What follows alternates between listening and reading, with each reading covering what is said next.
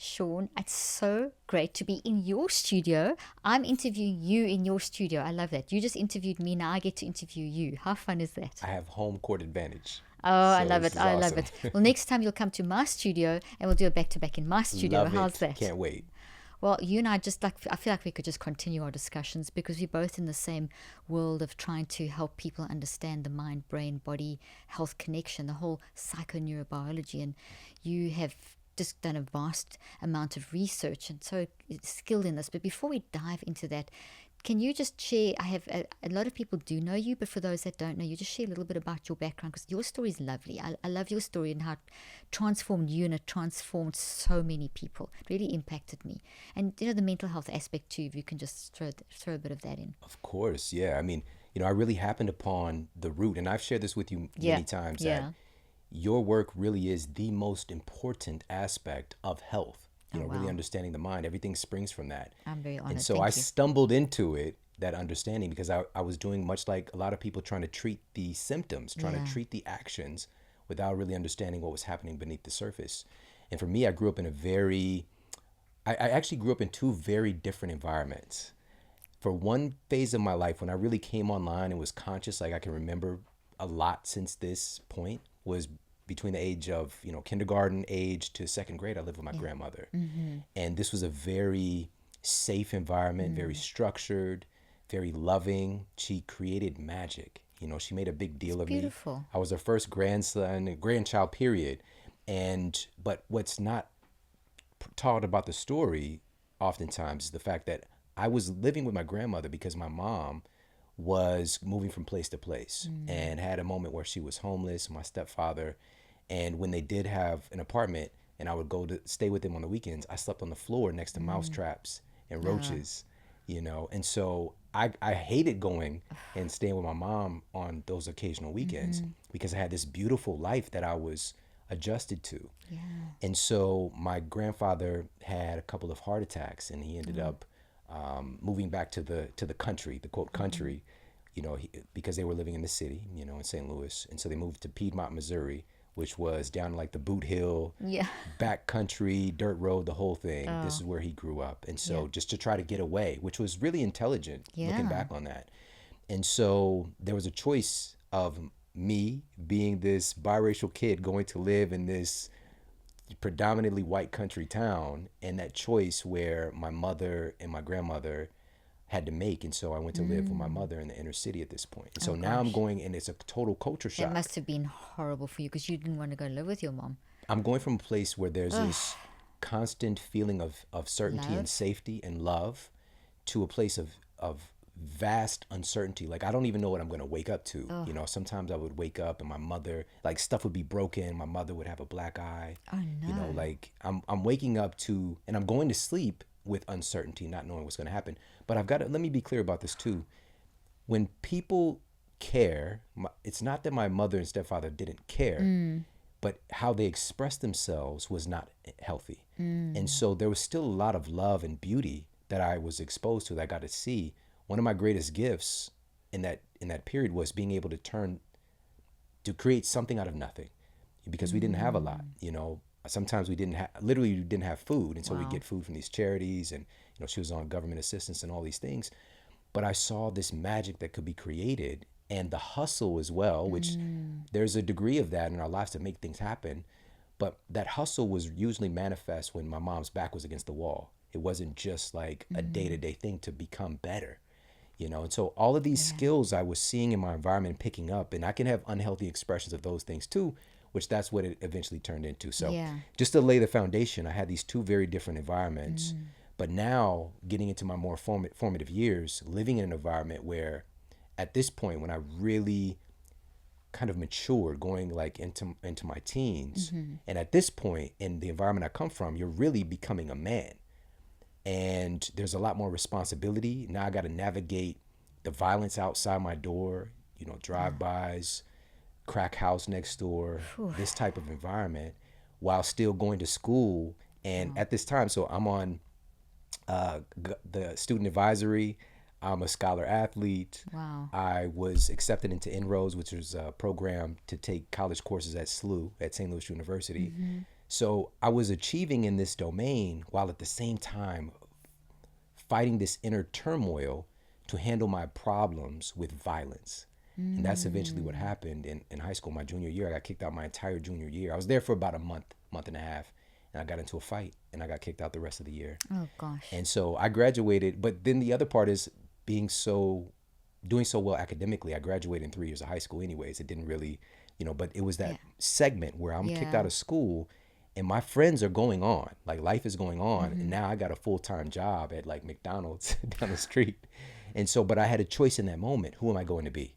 And thankfully I had that exposure early on from my grandmother who Amazing. believed in me and created this environment of certainty and this awareness that love and beauty and creation is possible. And so that thread was still there. And so I found a way. And how I got into this field was after graduating high school, I went on to college and I went to this private university pre-med program because I was like, I should be a doctor. Yeah. Just because of television. I hated science. I don't know if I've ever told you this You before. did. You said before you hated science, but Yes. you decide because of television. So just tell the audience what you mean by that. Yeah. So I mean, watching like the Cosby Show, like it's just seeing people who kind of look like me, who were doing, they seemed happy. They seemed like they had structure. They were laughing. Nobody was fighting, like physically getting into it. Just like, oh, I should do that. That's what success Yeah. is. Yeah. But I'm so grateful because I had the opportunity to fall in love with science in another way. Because if I would have went down that track, I wouldn't be sitting here with you. Exactly. And it was because of the way that I was taught. We were just talking about this, my team and I, the other day. Even in science class, when you're learning about the cell Yeah. and you're learning about the mitochondria, it didn't relate to me as a person. Like I didn't really have that connective tissue of how powerful that thing is that I'm learning about. We're taking apart, a worm or dissecting a frog or whatever. It's just like, you don't really get that you have the opportunity to influence the this. cell. Yeah. Right? At the It's cellular just, we were level. studying the happenings of stuff and not the power that we have. Right? And so to kind of consolidate the story how I got into the field, at the age of 20, I was diagnosed with this so-called incurable degenerative spinal condition. And I had 2 herniated discs, a L4, L5, S1 disc. And I had actually broken my hip at track practice I a few remember that's years where they earlier had than that. diagnosed it later after that. I went yeah. through standard of care at that point. Yeah. And nobody stopped to ask, how did a kid break his hip from running? Jeez. Yeah. So my body was just falling apart because in that environment, my grandmother was really, because that beautiful environment, she also showed her love. Her love language was food, right? So, but she wanted me as her first grandchild to eat what I wanted and to be happy, Yeah. right? So I got a lot of fish sticks, a lot of, macaroni and cheese and, fast food. We lived down the street from McDonald's and that was like my favorite thing. And so as my grandfather, because of what the doctors telling him to eat, he had to change his diet, right? So now he's over there eating probably, I don't know, some partially hydrogenated, margarine on his bread. Oh my and, gosh. So couldn't be like going from bad to worse. Yeah, exactly. But I know he's looking at me pissed, like, why does this kid get to eat, pancakes? Yeah. And so, but that laid the foundation for me to really look at food through the lens of just pleasure, Yeah. which food absolutely should have a pleasure component, but that's all I knew. I didn't eat a salad until I was 25. It was the first time I ate a salad in my Maybe life. you told me this before. So. Yeah. So I was making my body out of really low quality materials. And Yeah. to give a reference point, this is not abnormal. Right now, here in the United States, approximately 60% of the average American's diet is made of ultra processed foods. Exactly. So these are foods that you can't even really tell where they can't come from anymore, Exactly. right? When you see a bowl of Lucky Charms, there's no reference point to where the hell that came from. It's so denatured. Yeah. And there's so many artificial synthetic things involved. It's no longer really food. That makes up 60% of our diet today. And so I was just, in many ways, I was kind of a pioneer in it Yeah. because I was so inundated by it. And it just was such a part of my culture and my makeup. So I was making my body out of these really low quality materials. And the beautiful thing, and we talk about this as well, the Yeah. human body is so resilient and it's always trying to change.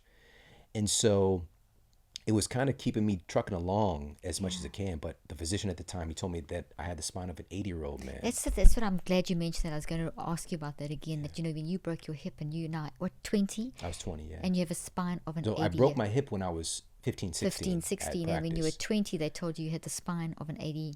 80-year-old man, yeah. I mean, Which that's is, like, it's, again, I didn't have any context. I didn't understand any of this language. And for me, I was just still like, okay. And I asked him this question, which today I really understand why I asked him. But back then, and I told this story for years that I didn't have any context for why I asked him this. But I asked, does this have anything to do with what I'm eating? Should I change the way I'm exercising? wow. And he looked at me like I was from another planet. And didn't say any. He said, no, he specifically said this. He said, this has nothing to do, these were his exact I words. remember this, you telling me this, This yeah. has nothing This to is do with crazy. what you're eating. This has nothing to do with what you're eating. This is something that just happens. Just happens. Nothing to do with what you're eating, nothing to do with your mental mindset, nothing. It's abandoning laws of physics and causality. Like things It's don't like, just happen. no. And so, but it's giving me this permission slip to be disempowered. It's a nocebo effect, There we go. right? Permission slip to be disempowered. That's really powerful. Yeah. And so, I asked him this question thinking I didn't have context, but I was aware that it mattered. It was in my environment. And also I didn't share this with you before, but I took a nutritional science class in my first semester. It was an elective on the but you pre-med track, right? But my teacher was overweight for my nutrition class, and that physician who gave me that diagnosis was obese. Not to say anything about their I character. remember that. I remember you telling me about that. So there was the link between food and health was not in existence in your diagnosis. The reference points that I had, not to Yeah. to say anything of their character or their intention, Absolutely. but our medical paradigm was not itself proliferating health from what I could see. I had somebody who was obviously not well telling me how unwell I am, right? And so we're stuck in this mess together. But now I'm leaving out of here. I'm 20 years old. And essentially my vision of the future and what my grandmother saw in me was erasing itself. It's kind of like that picture in Back to the Future when his family Oh, is yeah, when it erasing, starts going, right? erasing, yeah. And so now over the course of these 2 years, I go from a nuisance of a pain to chronic debilitating pain. And also all these outer manifestations, we can place the labels on them of I was definitely depressed. Of course. I was definitely experiencing post-traumatic stress. Yeah. Right. And so, but these were, I never, and here's a fortunate thing though. Part of my environment, these things they were not who you are in a sense. I was depressed, but I never put a label on it. You I just realized you were felt- depressed because of what you were going through. Your body's not, you're 20 and you've got a body of an 80-year-old, the It spine of just an fit. 80-year-old. It made sense It that I makes was sense depressed. to feel depressed. Exactly. It's a Right? normal, that would be what I would say is a normal response to a very, very adverse circumstance. Yeah.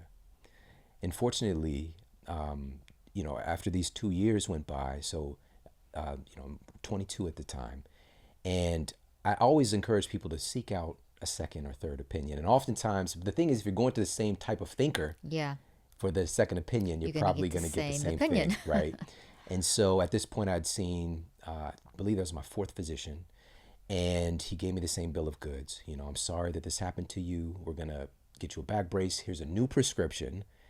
And I'm sorry, this is something that's incurable, right? Wow, just And incurable. so I was at Did a the audience crossroad. hear that? They told you that it was incurable and this is, you just got to live with this for the rest of your life. Yeah, yeah. And so I was at a crossroads and I had to make a decision, which at this whole time, my only decision that I made was I was a victim. That's the only thing. It's habitual question. And we talked a little bit about this before as well. There's a reflex of the mind, instinctive elaboration, right? These questions were posing the mind, this kind of constant question I was asking, why me? Why me? Why me? So I'm just looking into my environment for why me all the time, and my internal environment as well, Yeah. just seeking out answers to why I'm not worthy. I'm not helpable. I am So sad. experiencing this incurable condition. This is because I'm a bad person. Like all of these different things, right? I'm looking Terrible for these things self-talk, yeah. to affirm something that I was trying to hold in my core. But fortunately, it just didn't resonate. It just didn't make sense. And so eventually, and it was a catalyst, was my grandmother again, because through this period, she was calling me. And in my mind, I used to think she was harassing me because she was always checking on me. Yeah. And she knew something was wrong, but I would be like, I'm fine, grandma, like, Yeah. but, just something hit me after seeing that last physician that she believed in me, and she gave me all of these tools Yeah. to manage my mind, to manage my potential, like to do something, to be creative. And here I was just giving my power away. And so I made a decision to get well. Shawn, can I interrupt you for a second? You said Sure. something at the beginning of this, as you started the interview, and you said that you had this ability to create out of nothing. And you mentioned that, and it's obviously something that was in you, that it's you, that's who you are. And your grandmother, her environment really was a catalyst for that. It was the epigenetic factor again, and that's been dormant for a while, but it came back again because you mentioned your grandmother a lot. So there was something about her, in the way she brought you up, or the things she said to you, because you were quite strong in that statement. When you said it very strongly. I could create something out of nothing. Yeah. And that's how I see what you. This is your story. Your body was going to nothing, but here you've created a whole new life. That's whole a new parallel story. to the mind itself. That's your mind doing it. You did that with your mind. Yeah. You made your body, you used your mind to get to the point where you do not have a spine of an 80-year-old anymore. Yeah. And that's Yeah. the other part of the story. Please continue. Of course, yeah, it's so powerful. Again, very my powerful. body was just expressing the symptoms Yeah. of degradation based on my habitual thought process, my mind, Yeah. and what I was taking in my environment as a result of my thinking, Yeah. right? Because again, I'm inundated with processed foods. I ate fast food probably 300 plus days a year at that Wow. point. And so not only is my mind driving this behavior, but it's also driving the creation of my body itself, right? And so being able to tune into that, which I didn't know that I was doing at the time, I feel that there are many paths to the goal. And so we can find sure. ways, different ways to understand this really important principle, which again, your work is the most important work. Thank you. Which for me, when I started to just feel better, just changing some things with my nutrition and feeling a little bit physically better, but my mind drove me to make those changes, by the way. I didn't need a thing to do that, but it started to mirror, right? Your mind. So you started seeing that you're in that I can do something out of nothing. Yeah. That's was a driving force in your mind, and then your body started doing, because where your mind goes, your brain and body will follow. Yeah. And so, now my choices are a little bit different, and start in my new mindset is my body's starting to mirror that with my choices. Amazing. And so my brain is healthier, the physical makeup of my body.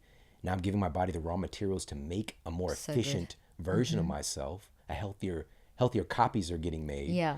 And at the time, again, I didn't know about epigenetics, and now, I have the great honor of knowing Dr. Bruce Lipton and him bringing that into my reality. It's just like, oh, that's what I did. Yeah, I didn't know you that I was changed your doing it. environment. And so now Change your cells. I go from having the spine of a quote 80-year-old man to having the spine of a person in their 20s. How is that possible? When Where you've my been- two ruptured discs had retracted on their own. That's And the light that was like, they were black, like it was dark shining through there. And now I can see the light shining through my disc again. incredible. That's This not is- supposed to be possible. no. This is why people need to hear the story more than once. And it's it's fantastic. It just shows the power of what you can do. Yeah, and talking with you about it, of course, I get to emphasize how important the shift was with my mind and my thinking, because people oftentimes just want to know, like, what did you eat or what did you do? Yeah. Those are still footnotes compared to the shift in my mind. So good. And so, but So I started to seek out foods that, and here's the craziest part. And I only recently realized this, that 2 years of suffering, the solutions were there the whole time. I just wasn't attuned to them. The right books, the right teachers. There was a girl that I was dating off and on. She was in chiropractic school Oh, okay. this whole time. And she was inviting me to stuff. And like, she took me to, once I made this decision to get well, for the first time, we've been hanging out for years, like off and on. She took me to Wild Oats, right? Whole Foods has since bought them up. Yeah. And now I'm like seeing all of this, like, or I didn't know What the organic word was. organic, right? Farm And I to see that table or- there's like grass inside the building. Like, why is there grass inside? It should be outside. At the wheatgrass place and the juicing and all this. But I came upon books, and I was in college at the time, And so I was like looking at references, like, And oh, you this were, sounds fascinating, but let me look at this reference. yeah, because you're a trained scientist. I mean, you want research behind every statement that you read. Yeah, And it's, fortunately, I had that. This is another really interesting thing, and this is a nature versus nurture thing, but I had this tendency to be very analytical and to question everything. so But good. I turned that off in those 2 years. I just like, and I, after years of kind of doing some introspection, I only recently understood my life was so traumatic, like it was so Yeah. tumultuous that once he gave me that permission slip to stop fighting, I took it, right? But look what you just said there. That's so incredible. You were given the permission slip to stop fighting by a doctor who was doing what he was trained to do. He wasn't doing anything that he wasn't trained to do. He was trained to, that's the symptom, that's the diagnosis, that's the prognosis, and there's no alternative. But medicine can't even say that, because if you really look at the history of medicine, there's nothing that is fixed. There's no disease that we fully understand. There's no medication that we fully understand. There's no disease and medication that's totally specific and 100% effective, and it's never static in one place. But that's how medicine, if you think about like a med student, because I know quite a few med students are going, I'm always sending them these studies to think differently, how medical students get maybe a couple of weeks or a month rotation in mental health, or if they get a month rotation in nutrition, I'd be surprised. And these are the people that 95% of the population are going, if they have any kind of emotional or physical thing, you go straight to your general practitioner, your primary care physician. But they're not trained to deal with these things, and it's not their fault, it's the training. Yeah, So precisely. I was having a discussion with the doctor the other day who practices, she's an orthopedic surgeon, but she practices cellular medicine. And this is what our doctors need to be trained in: cellular medicine and mental health and the impact of psychoneurobiology. Anyway, we diversify. Go back to you want to show us, tell Oh, us a study? absolutely. This is what you're saying. It just brought up this quote from Hippocrates. Okay. Hippocrates says, it's more important to know what sort of person has a disease than to know what sort of disease a person Oh has. my gosh. Let's read that again. That's brilliant. It's more important to know what sort of person has a disease than to know what sort of disease a person has. Sean, that's so good. I have another friend. I have lots of medical friends, and this one, she is a practicing endocrinologist, and she would say she'd have two patients in front of her, and they would both have thyroid issues, but the one would have one that is pretty much lethal. I mean, it's like really, the diagnosis is not good. It's really, really serious. And another one's minor, bit of change of lifestyle, and but the one, and she specifically was speaking about two different patients with these situations. The one with a really bad problem that actually could potentially shorten their life had such a different mindset to the other, and they actually healed quicker, and the other one went on to get sicker. And there was the mindset driving the process. So your mindset sets up your mindset, how you look at something. That I talk about the warning signals. So your perspective warning signal, which is the fourth one, which is basically fed by your emotions and body and behavior, is going to determine the direction of your cellular health, which is then organs and systems and so on. So that's what I'm just underscoring for my audience, because they hear me talk about this all the time. I'm underscoring what happened in your story. This is not a something like from The Secret where you're manifesting something. It's not some positive affirmation that we're talking about. This is years of your life we're talking about. This is years from, you had to do work from a child. Your story began when you were young, as you were telling your story. So there's a whole story that's going on here that's one of consistency and change. Jim Quick, everyone thinks, oh gosh, he had a TBI, now he's fine. No, he went through years and years of consistent training. I didn't just get where I am, nor did you, without years and years of studying and training. And we do know this, but we live in this society that, oh, Shawn, you just went from an 85-year-old back, or an 80-year-old back, to a 20-year-old back overnight, and now you're all happy and successful. It wasn't like that. Not at all. There was quite a painful journey, Yeah. and I'm still a lot of painful stuff going on. Yeah, that's, I think one of the most, I love how you referenced earlier when we were talking how success is really deeply connected to peace. Yeah. And one of the most peaceful things that I've ever discovered myself is that life is going to continue to present challenges. We think we're going to get to this place. There's this theory of enlightenment that, Yeah. you're going to be living in a state of bliss. Never. And especially today, not to say that, again, different states of consciousness and all that stuff are accessible. Yeah, and you Got have it. periods of it, But yeah. in reality, In reality. you're going to continuously, especially again, living in this world. And If you if want you're to go living off with somewhere, people, exactly, live on your own. yes, in this world, you're going to be faced with obstacles as a sign of life to be Exactly. dealing with problems. And we And shouldn't be pathologizing it. And we're pathologizing childhood, we're pathologizing life, we're medicalizing everything. Sorry. yeah, that's another thing. And how dare Hippocrates reference the mind in healing? The mindset of the person is more important than the disease. I always say the How ancient... dare he do that? Exactly. I always say the ancient philosophers, up until only about 60, 70 years ago, we were talking about mind, brain, body. And now suddenly the last neuroreductionistic time frame, especially since we had technology, mid-90s to now, is when we've become so neuroreductionistic. We've just thrown it this all out. mechanistic focus. Exactly. Where This we physical, can mechanistic... tinker with the Yeah, gears exactly. and, again, medicalizing everything, including our emotions, And childhood. and taking the humanness out of it. Yeah.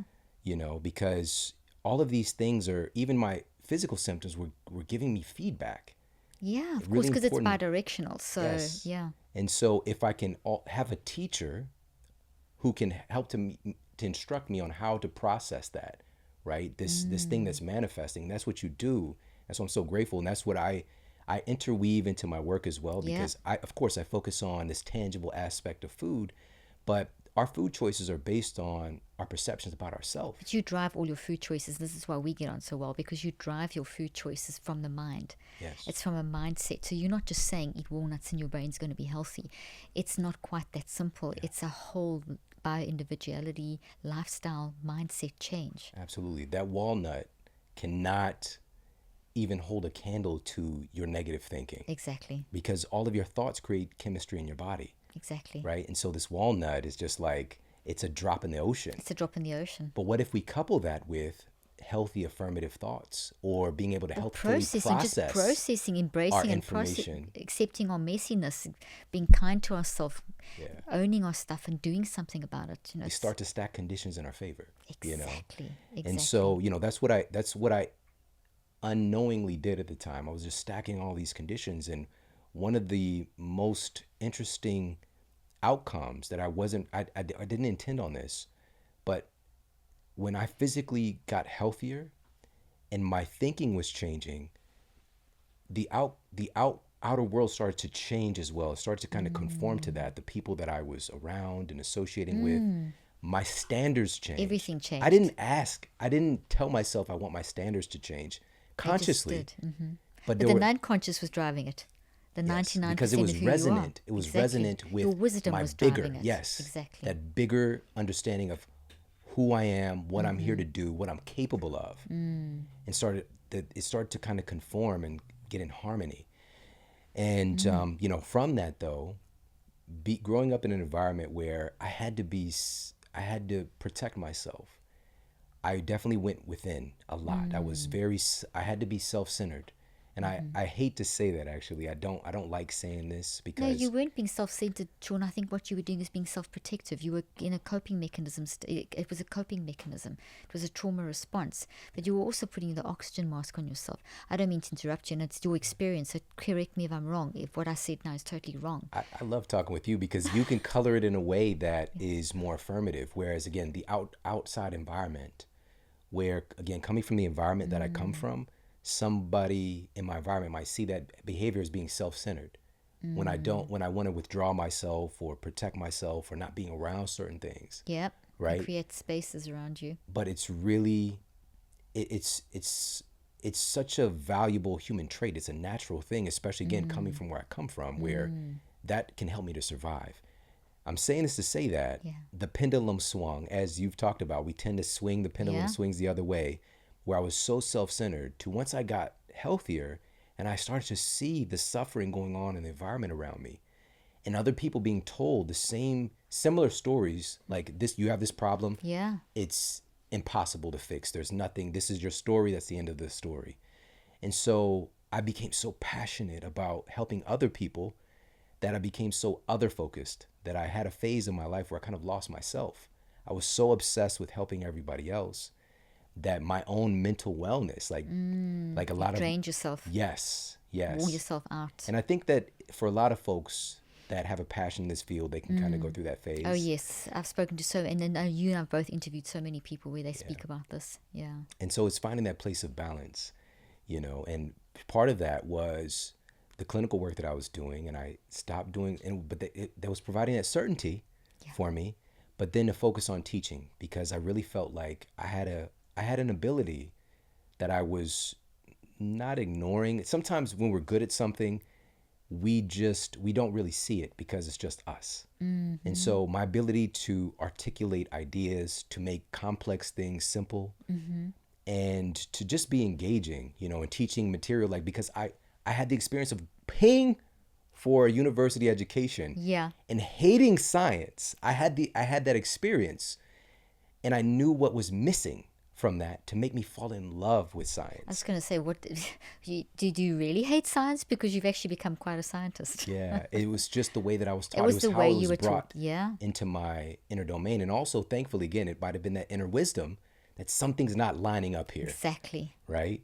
And so that ability, I had to honor that and to say, you know what, my gift, the best use of my time here on this planet, and what really healthfully feeds me, is influencing influencers, teaching teachers, and focusing on that, being really great at, research, but then taking that and helping people to understand it. Because as you know, we can have data. We just talked about this recently. Yeah. We can have data that's published 20 years ago, clearly articulating that a certain belief in science is not accurate. In particular, the serotonin theory of depression and disease. In the 70s, it's 56 odd years ago. So 20 years later, or whatever the case might be, 30 years later, it takes so much time for things that are published in scientific journals to become normalized in the popular equation, right? In the popular conversation, in particular in the university setting. Exactly. Right? Because we've got people who are very intelligent, who've built their careers around a certain belief or train of thinking, whose job is, unknowingly, in a way, is inundating the students with their train of thinking. Exactly. It's just a natural order of things. And so one of the things that I'm really wanting to encourage in our society today more than ever is the ability to question these things, to question your biases, constantly question your biases. Important. And if you really want to challenge, I challenge you to look for ways that you're wrong. Like, proactively That's really good. Look for ways that you're wrong. Way to grow. Because most theories will at some point change. Yes. And also you'll find holes in just about anything that you look into where something doesn't apply. Even something that is so solid, even gravity. Gravity at some point doesn't apply in the same fashion as it does right here. Exactly. It changes constantly. There's no constant anything. Science is not, we throw around a lot of concepts like research says. And it's good to talk about research, but research says, that research could change. Yeah. Or, as you said, research can be ignored for periods of time, or research can be biased. So science is, so we do need scientific inquiry. And I know we're going off on a bit of a tangent here, but your education was actually quite a challenge because science was delivered in one way. Yeah. Meanwhile, there was a whole different world, of how you could approach your field. So you went on to finish your degree, but you shifted. You didn't do medicine in the end. You shifted over. Yeah, I shifted over to business, and then once I got healthy, I shifted back to biology. That's right, and you did a BSc in biology. What did you do again? Yeah, Bachelor's of Science. Yeah, in biology. So you got that, and so you got a whole different understanding of. Yeah, and I was looking body. Even in that class, I could see that my lights were on, and my fellow students in the classroom. And this is so interesting. Again, even my teacher. I don't really feel it's an accident that she lined up in my life. At the last day of class, she cried because she was so. The reason that she cried was that she so wanted us to understand how important what she was teaching was in our lives, right? And so it's just like, what the. And of course, I'm looking around the class. I get it. I'm looking around the class, and they're just like, it's awkward, like they're just like, this is super weird. But I got it. Like I felt such a connection to her in that moment. We barely talked, really. I just came. I did my coursework, but I was coming with a different understanding. Like, and so, anyways, but the most valuable education was learning from folks like you. And you've been in my life even years before we met. Wow. You know, one of your I'm honored. books, Thank you. my daughter I got while she remember was in that. high This is the school. most gorgeous story. Yeah. Tell it And again. this was one of the first books that her and I read together. And she was like, she kept nudging me like, Dad, you got to read this. You got to read this. So cute. You know, and it's so remarkable, you know. And It so was being, that book from, I think, 2008 or 9 or something. We don't even have it in print anymore. And I remember you showing it to me in that first interview. You said you still got the yep, book. it's on my You bookshelf. switched off my brain. I think it was that one. The Yep, orange book. exactly. That was the one. And That was such a cute story. you know, this is the opportunity that we have that's never existed before in documented human history. Yeah. The accessibility to learn from the very best people in the world in their respective fields. You don't have to, again, we still have a paradigm, you know, our traditional education track. But even if you look at what our education system is churning out, it's churning out of a lot of unhappiness. Very much so. It's churning out More a now lot of than ever dysfunction, before. and it's churning out a lot of sickness. And this is going back into the education system itself. Yeah. Since 1980, the rate of childhood obesity has tripled since 1980. You know, it's just, again, we have a system that is feeding so much dysfunction, and it's taking away the aspects of what Hippocrates was trying nudging to us talk to, about, which is yeah. the ability to think critically, the ability to look within, the ability to understand ourselves, to know thyself, and to operate from that place and understand that genius doesn't come in this one box of rote Not at all. memorization, which is so You've unfortunate. mechanized everything. And Exactly. And so if you're not good at this mechanistic system, then you're led to believe that you're not enough, that you're the stupid. abnormal. Who defines normal when there's abnormals? Yeah. It's and you're quite right. It's translated over into mental health, and there's been a huge blurring line between life and mental health. Mental health has come to control everything. That word has become so concept creep. That's the word I was looking for. It's become a huge concept creep of one concept covering everything. And when I was training in the 80s, we separated out things that were medical, that distinct medical issues like traumatic brain injury and tumors, and as someone who was going through a trauma because of life context, someone who had a learning issue because of what was, so you looked at the holistic picture, the whole person, and you also looked with a view of let's look at the mind, let's look at how they're processing. Now it's just any symptom is just, everything now is lumped under a symptom, trying to track back to a diagnosis. And when we say the word diagnosis, we're immediately assuming that there is some underlying biological cause. So to track back to what you're saying, that is unfortunately how education, it's not that education's bad, we've got to have education, it's so important, but it's very unfortunate that it's been put into such small boxes and such narrow boxes and become so controlled by industry, how industry's entered into education, especially tertiary education. That's a concern. That's affected. Yeah, it's so huge. many. Even the peer review process. Even Yeah, if you're that's getting something funding else. to run some clinical studies, You're really good. vying for the attention of a pharmaceutical company. Exactly.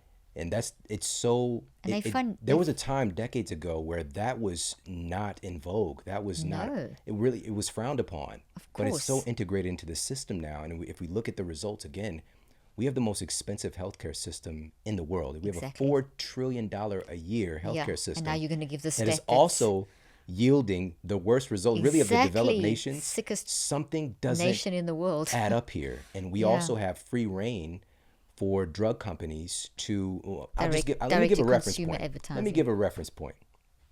In 2020, 2/3 of United States Congress members received a check from a pharmaceutical company. 2/3. They have the most invested, the pharmaceutical industry, most invested in Congress by far, by an order of 50% more than the next industry.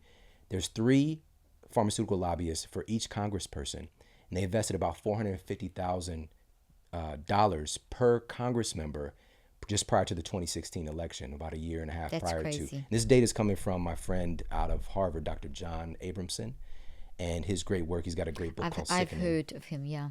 Yeah, and so he's been in a lot of litigation. It wasn't his intention, but he's just brought He's in as an landed up expert there, yeah. before, working in kind of healthcare policy. And the next thing you know, he's like being able to see the emails that no one else sees, and Yeah. a lot of NDAs that he had to sign. But some of these huge lawsuits against pharmaceuticals right now, pharmaceutical companies like Johnson & Johnson recently was ordered to pay part of a $26 billion lawsuit because of their contribution to the opioid epidemic. Yeah. Right? And people might wonder, like, how is that? Well, they're really the leading manufacturer of the raw materials to make the opioids. There is a genetically modified, quote, super poppy, right? And it's just this machine that's been fed into our society over these last few years in particular. And right now we're at a place where well over 500,000 Americans have died from opioids and synthetic opioids. And it's as if, again, like we talk about all these kind of hot topics, and what are the things that are the biggest issue in our society, which let me share this as well. Right now, here in the United States, and actually let me share this because I want to take this globally. Yeah. This was published in The Lancet, and this was in 2018. Just prior to the pandemic, there was a lot less politicization of things, of course, but this was published in The Lancet, and they were looking at multiple nations, so dozens and dozens of countries, and they found that the number one risk to health globally was poor diet. And so what the researchers denoted was that approximately 11 million people die around the world from the results of poor diet, right? And so we're living at a time where we're no longer dying as much from the lack of food. We're dying from the consumption of too much low quality food. And on top of that, no mind management. Exactly. That's what it all leads back to. It's a lethal combination. It's driving everything, and people feel so disempowered. We're just so at the mercy of our environment. We don't realize. And then it's being managed with a diagnosis and a medication that shortens your lifespan even more and increases your chance of so many cardiovascular, immune system. I mean, just endless. Your psychotropic drugs are adding to that lifestyle factor of people dying younger that you're mentioning. And you talk about the pharmaceutical and the political situation, but they also, most universities, even our Harvards and our Ivy Leagues, they are leaders. The leaders there are, how many are involved with pharmaceutical companies? You know, we do research, as you know, our company does research, and we privately fund.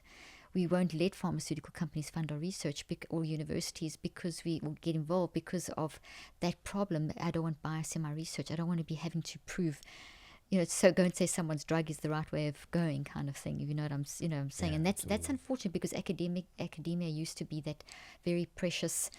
It was the sort of icon of truth, that we are exploring, we are trying to understand, we're trying to learn, and things. and exactly, and that it's never going to be the same. And if I look at where I've come from in 38 years, what I know now to what I knew then, I mean, I'm very open about saying this is what I developed then, but I have to do research to keep improving, because there's new development, there's new things I'm going to learn, and that's how we're supposed to be functioning. We're supposed to as a society. So what's happened, and I come back full circle to ask you this question, is that everything you said and this little foundation I just laid now, people like yourself, and in the food side and nutritional side and brain health, helping to rebuild these physical parts that the mind needs to use. This has really become your area of expertise.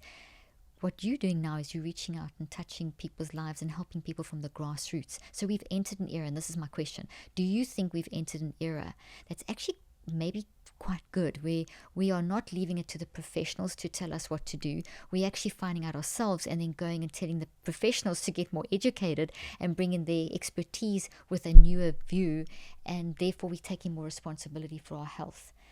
Do you think that you also see that happening? Because that's kind of how I see things going. The really fascinating thing about our reality, and we have this bigness within ourselves, right? There's this kind of infinite galaxy or infinite expanding universe within ourselves, but we're also, in a way, very insignificant. We're very small. If you zoom out far enough, right? If you just zoom out from the planet perspective, or even zoom out from your city perspective, how big are your problems? And so just kind of zooming out and looking at the bigness of things and being able to zoom in and really get granular is super important in this answer for you, because within that, I believe that life always finds a way to continue on. There's this constant, we know this is a principle, that the universe is constantly expanding. There's an intelligence governing behind the scenes, even if we're just talking about our minute self or the bigger self. And within that, everything whenever there's a problem, a solution manifests. Life goes on. Things get sorted out. This too shall pass. With that said, we've experienced the greatest era in human dysfunction, self-induced human dysfunction ever seen in recorded human history. Right now, we're the sickest society in the history of humanity. Doesn't the make highest sense. rates of obesity, heart disease, cancer, diabetes, every mental health issue you can name. Yeah. The list goes on and on and on. Liver disease, kidney disease, autoimmune conditions. Here in the People United dying States, 8 to 25 years younger from lifestyle diseases. There we go. about 50 million Americans now have a autoimmune condition, you know, and these are things that were once rare. Something is clearly awry. And with that problem, the solution is being forced, which is we're entering this age of accessibility of information. So good. So well Right? explained. Whereas prior, when in my first year of college, in this private, expensive university that I went to, they were transitioning into having computers to search for books. They still had the Dewey Decimal cards, right? I know that. We had And the microfiches, so I don't even know if you know what that is. Yeah, so but you trying to find a piece of data, it takes so much Oh my work. goodness, yeah. And you might only find one thing. Now Whereas here today, I can do you this, and I have found so many options, so many different things for you to explore and to understand and to unpack at your fingertips. It really depends on the questions you're asking, on how quickly you'll get there. Just going back to my story and how I got well, yeah. right? And we can utilize that power. Right now, we're in a place where we're being distracted, and so we're asking a lot of questions that distract us from the solutions and the peace that we want and the success that we want in our lives. We might be distracted with, you know, housewives of somewhere. Not Yeah. everybody slow down. It's okay. It's Okay. okay. You can have your housewives, but make Yeah. sure that you are also taking time to ask questions about you Yeah. and look within and be able to find the solutions. Ask questions. Don't just ask questions Don't about just accept if someone says you have who's this or dating take. who. Yeah. Ask questions about the solution that you might be looking for. Maybe it's your anxiety that you're experiencing, or maybe it's your back pain, or Ask maybe the whatever. questions. Where's the because of? You have access. You have access. And you have Inform. access to the people who've done it before you. Because the Exactly. problem that you're having, someone or many people have likely before. figured out a solution to that thing. And so it goes back to that tenet that success leaves clues, but so does struggle. You know, Love so that. we have Success that leaves accessibility. clues as well as struggle. I love that. And it also leads to the point of informed consent. You are entitled to ask your doctor if they prescribe something for you, or someone's telling you something about, just think of your own example. You're entitled to actually ask questions. Why? What is this going to do to me? What are the implications? You know, psychotropics, there's no informed consent. A lot of medications are patients actually being told what those medications do. So we actually have to take advantage of this technical age, which is what I'm hearing you say, and get the information, and don't be scared to ask the doctors. Don't be scared to ask those in authority for why. What does this mean? What are the implications for my life? That's what I'm hearing you say. Yeah, we have agency. We have agency, and we are empowered, and we need to take up that empowerment. We've definitely gone from an era where you just listened to the authority and you didn't question, to, hey, you can question absolutely everything because you can access knowledge, and you can, maybe it's wrong. I'm not saying Dr. Google's your answer, and I'm not saying self-diagnose. You know, we've got a whole problem on TikTok with people self-diagnosing, and that's dangerous. This is get knowledge and go and ask the questions. Don't just have to accept one thing or just accept one answer. Shawn, as usual, we could go on all day.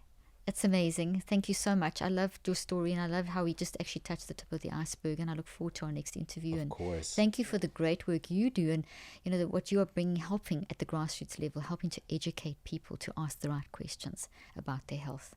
So thank you It's for my what you're honor. doing. It's Yeah. amazing. I appreciate that so much. Yeah. Thank you. Thank you for letting me interview you in your studio. Of course. And next Absolutely. time in my studio. I'll come and see you. But yeah, people can actually find it. We just did an interview for my show as well. You can find my show anywhere that you are listening to this amazing Yes. podcast. You can find the Model Health Show. Exactly. as And then well. they can follow you on social media. What's your social media I'm handle? at Shawn Model, SHAWN Model on Instagram. I do a lot of cool stuff over there. You do. You have a lot of amazing stuff, and they can find everything about you on your Instagram, and your website, and everything's all on there as well. So they'll put all the links in the show notes too. So, Shawn, thank you again. It's been amazing, and I look forward to our next discussion. Yeah, I can't wait. Thank you so much.